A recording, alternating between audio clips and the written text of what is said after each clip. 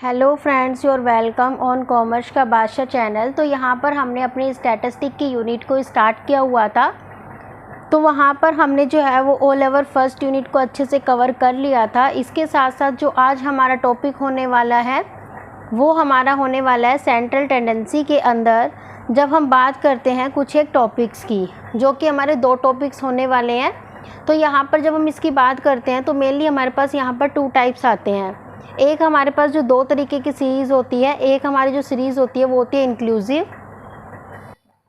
तो यहाँ पर फ्रेंड्स हमारे पास जो है वो दो तरीके की सीरीज़ होती है, एक होती है इंक्लूसिव और जो दूसरी हमारे पास होती है वो हमारे पास होती है एक्सक्लूसिव। तो इन दो तरीके की सीरीज़ के बारे में सबसे पहले हम जानेंगे क्वेश्चन को आगे स्टार्ट करने से पहले। तो देखिए, जब हम यहाँ बात करते हैं इंक्लूसिव की तो इसके अंदर हमारे पास सबसे पहले हमारे पास बात आती है कि हमारे पास दो लिमिट्स होती है। एक हमारे पास होती है अपर लिमिट और जो दूसरी हमारे पास होती है वो होती है लोअर लिमिट। जब हमारी अपर लिमिट और लोअर लिमिट सेम होती है तो वो हमारी आ जाती है एक्सक्लूसिव के अंदर। अगर हम यहाँ पर बात करते हैं कि जो हमारी अपर लिमिट होती है या फिर जो हमारी लोअर लिमिट होती है, अगर वो एक जैसी नहीं होती है, सिमिलर नहीं होती है, तो उस केस में हमारे पास आता है इंक्लूसिव। अब यहाँ पर हम एक एग्जाम्पल की मदद से समझते हैं। जैसे कि आपको यहाँ पर एक क्वेश्चन में दिया गया है 10 to 20, 20 to 30, 30 to 40 और 40 to 50। अब यहाँ पर देखिए कि ये हमारी अपर लिमिट बोलते हैं, इसे हम लोअर लिमिट बोलते हैं, और ये दूसरे वाले की क्या है, लोअर है, और ये दूसरे वाले की क्या है, अपर है। तो यानी कि ये भी 20 और ये भी क्या है, 20 है। यानी कि इसकी जो अपर लिमिट है वो इसकी लोअर लिमिट के क्या है, इक्वल है। तो कहने का मतलब क्या हुआ, जब भी हमारी जो अपर लिमिट होती है वो दूसरे वाले केस की लोअर लिमिट के इक्वल होती है तो वो जो हमारा केस होता है वो होता है फ्रेंड्स एक्सक्लूसिव। अब यहाँ पर हम दूसरी बात करते हैं इंक्लूसिव की। तो इंक्लूसिव का मतलब होता है जनरली, जैसे मैंने ले लिया 20 to 29। अब यहाँ पर सेकंड जो है वो मैं 29 नहीं लिख रही, यहाँ मैं लिख रही हूँ 30 to 39। फिर मैंने लिखा 40 to 49। अब आप यहाँ क्या देख रहे हैं कि ये वाली हमारी अपर लिमिट होती है, ये लोअर होती है, ये वाली लोअर है और ये अपर है। यानी फर्स्ट की जो हमारी अपर लिमिट है वो सेकंड की लोअर लिमिट से क्या है, डिफरेंट है। तो इस केस को हम बोलते हैं इंक्लूसिव लिमिट। तो यहाँ पर जनरली आपको पहले दो के बारे में क्लियर होना चाहिए कि इंक्लूसिव क्या होती है और एक्सक्लूसिव क्या होती है। इंक्लूसिव वो होती है जिसके अंदर जो हमारी अपर लिमिट और जो लोअर लिमिट होती है वो डिफरेंट होती है, और एक्सक्लूसिव वो होती है जिसके अंदर हमारी जो अपर लिमिट होती है और जो लोअर लिमिट होती है वो बिल्कुल सिमिलर होती है। अब यहाँ पर बात आती है कि कभी जो हमारी सीरीज़ अगर इंक्लूसिव हो जाती है तो उसे हम सही कैसे कर सकते हैं। अगर आपको उसको सही करना होता है तो उस कंडीशन के अंदर हमें क्या करना होता है कि 0.5 कोई ऐड करना होता है और 0.5 कोई लेस करना होता है। तो यानी जो भी हमारी अपर लिमिट होती है इसके अंदर हम जो है वो 0.5 को ऐड कर देते हैं। यानी कि फर्स्ट वाली अपर लिमिट कितनी है, 29, तो इसके अंदर 0.5 आप ऐड करोगे तो कितनी बन जाएगी, 20 to 29.5। और जो हमारे सेकंड की जो लोअर लिमिट होती है उसके अंदर से आप क्या करेंगे, 0.5 को लेस कर देंगे। तो इसको 0.5 से लेस करेंगे तो ये कितनी बन जाएगी, 29.5 से लेके यहाँ पर अब सेम वही करना है, 39.5 के अंदर से 0.5 ऐड कर दोगे तो कितनी बन जाएगी, 39.5। अगर यहाँ पर आप बात करते हो तो इसकी जो लोअर लिमिट है वो कितनी हो जाएगी, इसके अंदर से 0.5 लेस कर दोगे। तो इस तरीके से क्या करना है, आपको क्वेश्चन को करना है जब भी आपके एग्ज़ाम में आता है। तो सबसे पहले आपकी कंडीशन है कि सबसे पहले आपको जो है वो ये देखना है कि जो सीरीज़ है वो इंक्लूसिव है कि एक्सक्लूसिव है। अगर एक्सक्लूसिव है तो आपको नॉर्मल को अपने क्वेश्चन को चलाना है, अगर वो इंक्लूसिव होती है तो सबसे पहले आपको उसके अंदर चेंजमेंट करने हैं। तो सबसे पहले जो हमारी अपर लिमिट होती है इसके अंदर आप क्या करेंगे, 0.5 को ऐड करेंगे, और जो लोअर लिमिट होती है उसके अंदर से 0.5 को क्या कर देते हैं, लेस कर देते हैं। तो आई होप आपको ये कॉन्सेप्ट बिल्कुल अच्छे से समझ आ गया होगा।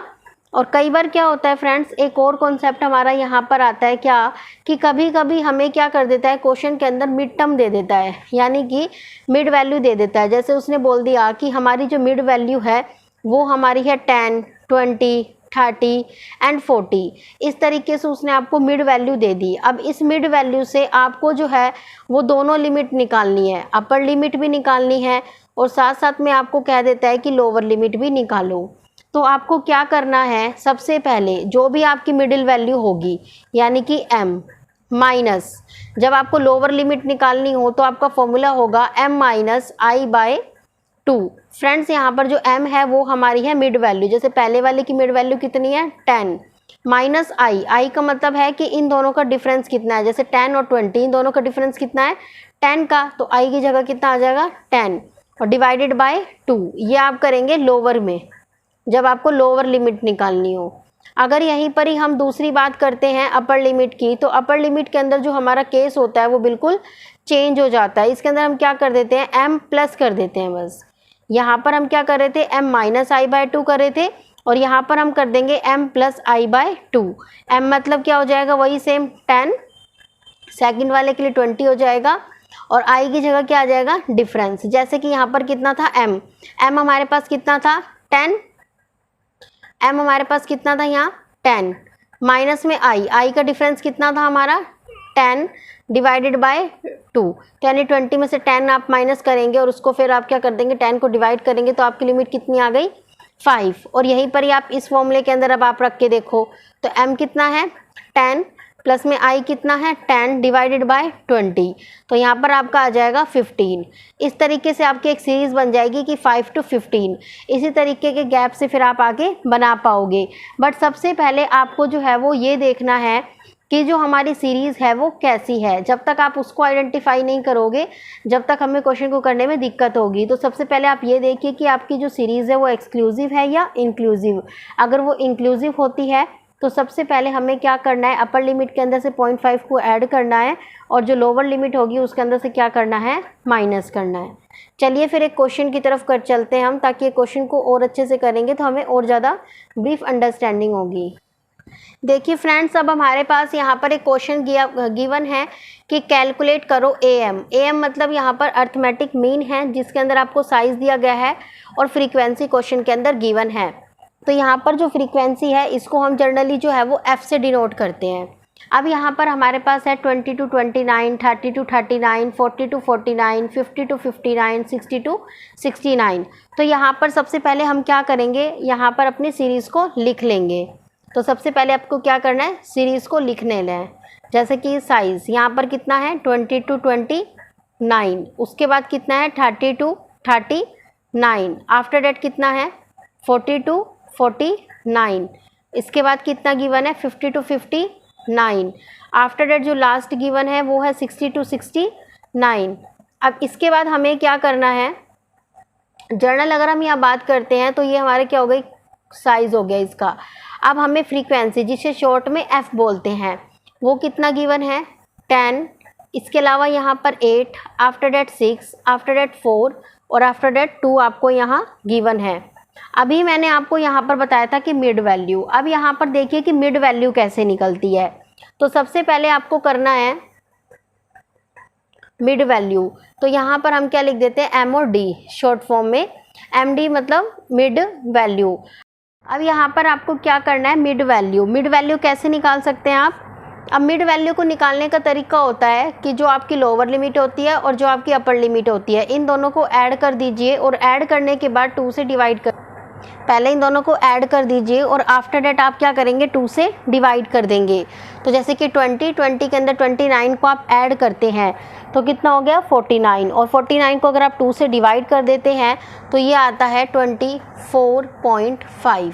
इसी तरीके से 30 के अंदर 39 ऐड करिए और 2 से डिवाइड कर दीजिए तो ये आएगा 34.5। सेम ऐसे ही 40 में 49 ऐड कीजिए और उसे डिवाइड कर देंगे आप 2 से तो ये आ जाएगा 44.5। 50 के अंदर 59 को ऐड कर दीजिए, 2 से डिवाइड कर देंगे तो ये आ जाएगा 54.5। आफ्टर डेट 60 के अंदर 69 को ऐड करिए और 2 से डिवाइड कर देंगे तो ये आपका आ जाएगा 64.5। आई होप आपको मिड वैल्यू जो है वो निकालनी आ गई होगी। अब आप ये सोच रहे होंगे कि इस सीरीज़ के अंदर तो हमने इसको ठीक किया ही नहीं, यानी कि इंक्लूसिव को हमने 0.5 और 0.5 करके नहीं निकाला, क्योंकि यहाँ पर हम सिंपल तरीके से अर्थमेटिक मीन निकाल रहे हैं अभी, तो इसलिए मैंने यहाँ पर जो है वो इसके अंदर 0.5 को ऐड या फिर लेस नहीं किया। अब देखिए हमें क्या करना है, मैंने आपको इससे प्रीवियस वीडियो में जो है वो ये बताया था कि हम यहाँ पर एक एज्यूम मीन ले लेते हैं। अगर आपने इससे पहले वाली वीडियो नहीं देखी है तो पहले उसे ज़रूर देख लेना ताकि आप और अच्छे से इन चीज़ों को समझ पाए। तो देखिए फ्रेंड्स, यहाँ पर टोटल हमारे पास कितने डिजिट है, 1 2 3 4 और 5, यानी कि 2 नीचे के हम छोड़ देते हैं, लेफ़्ट कर देते हैं, और 2 अपर से लेफ़्ट कर देते हैं। तो जो हमारा बिल्कुल मिडिल में है वो हमारा क्या है, 44.5।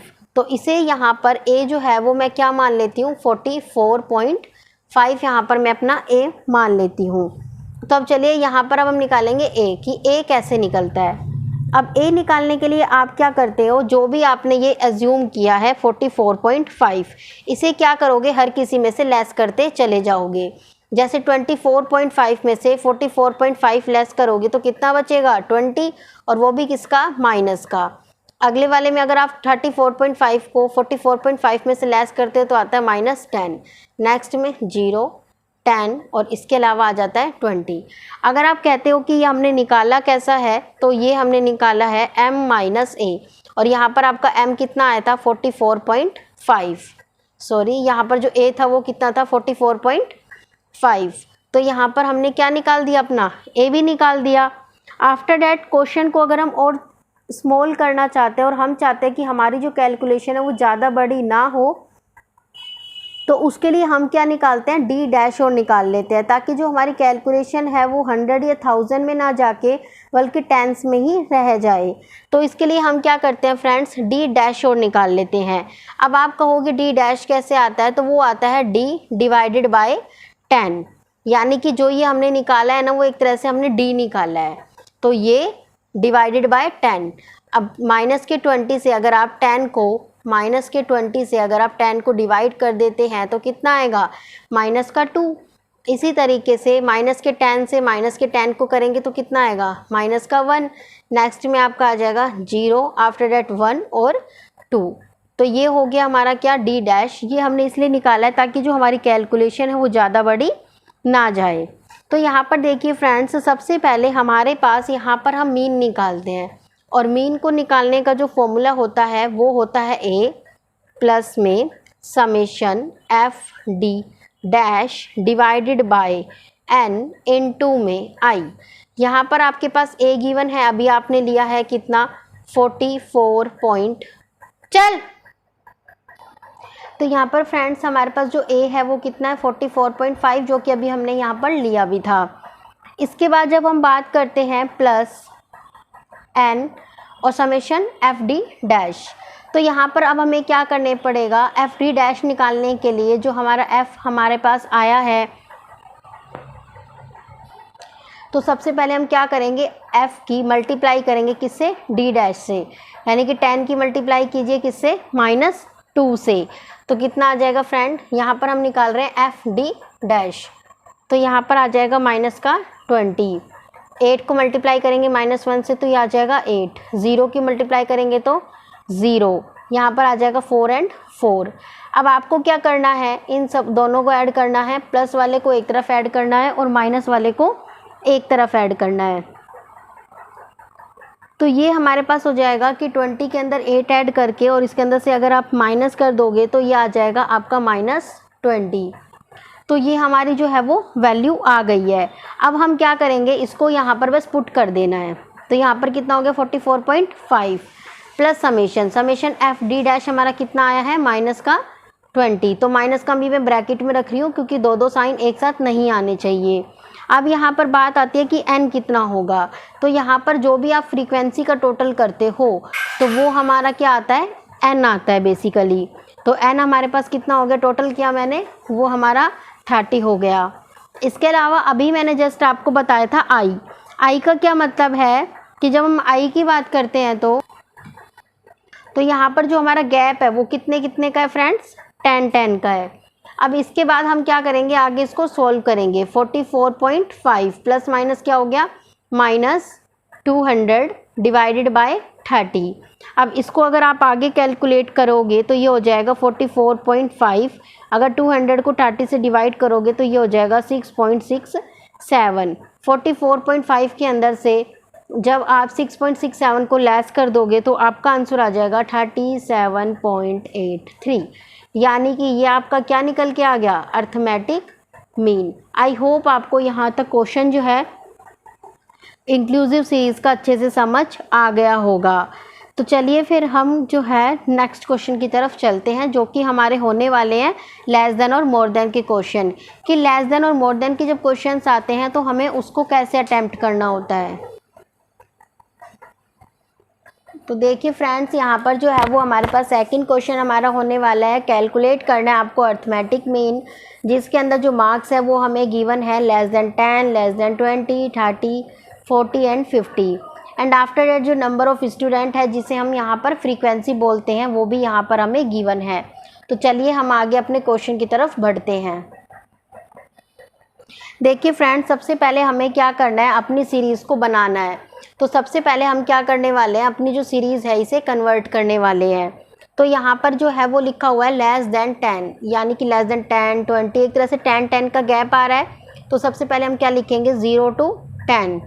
आफ्टर डेट हम क्या लिखेंगे, 10 to 20, 20 to 30, 30 to 40 और 40 to 50।